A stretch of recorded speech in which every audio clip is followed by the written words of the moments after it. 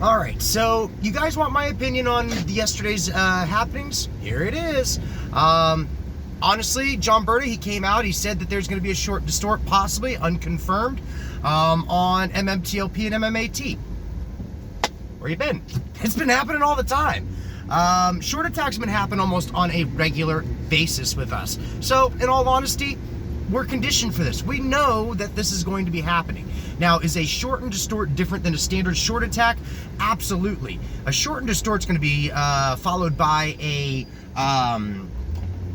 report that comes out by a company like you saw with Carisdale Capital. It'll come out with a report stating why they are short on the company and giving their bearish thesis on that in writing. And it is up to investors to do their own research, their own due diligence on whether or not that short report is truthful or not. And as we all know, as metamaterials holders and as Torchlight holders, previous Torchlight holders, we know what we hold. We know what we have in our hands. Now, with that being said, I do want to let everybody know that Saskatchewan and Cutler Group both do have put positions out on metamaterials. It is on the Fintel website. We've gone over this several times before. It's not a new thing. And also BlackRock and I want to say Citadel also have short positions out there as well that are well known. So it's really not too big of a surprise to know that they're out there shorting it. We know this. But what was significant about today's shorting situation was the fact that John Berta, the CEO of Torchlight, the one who we bought the company off of, was more than willing to give us the heads up on this, which means there's a little bit more validity to this speculation. So, in all honesty, I've been expecting short and distort reports. Everybody should be expecting short and distort reports because it's a highly talked about, highly sought after stock. You know, it's going to happen, especially since the fact that we've got a divvy going to be coming up. And this was one of the most shorted stocks on the market before the merger happened. So, to be expected. It's BS though. It absolutely is bullshit. We know that. Really quick, what else did I want to talk about? Fintel, again, going back to that. Fintel did show that there was 71% of the trading done yesterday was off-exchange trading. And that was insane. That was all dark pool, dark short volume. 71% of the volume yesterday was short. Insane. Just insane.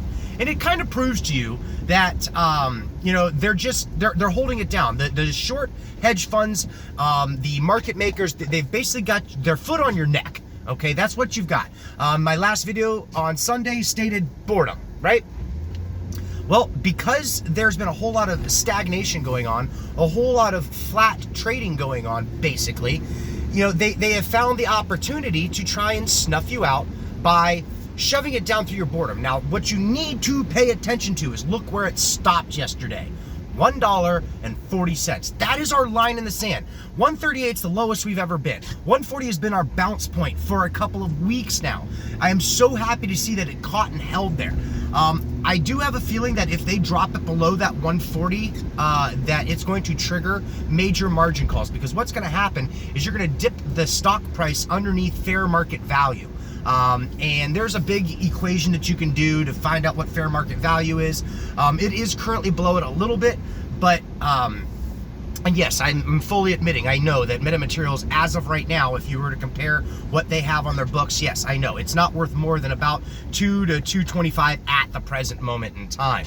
But that's also because we don't have a whole lot of revenues going on. So once that all starts kicking in, the fair market value goes up. Anyway, back to what I was talking about. If they drop it below the fair market value for too long or too far below it, they're going to trigger margin calls. They're also going to trigger major issues with liquidity inside of the brokerages.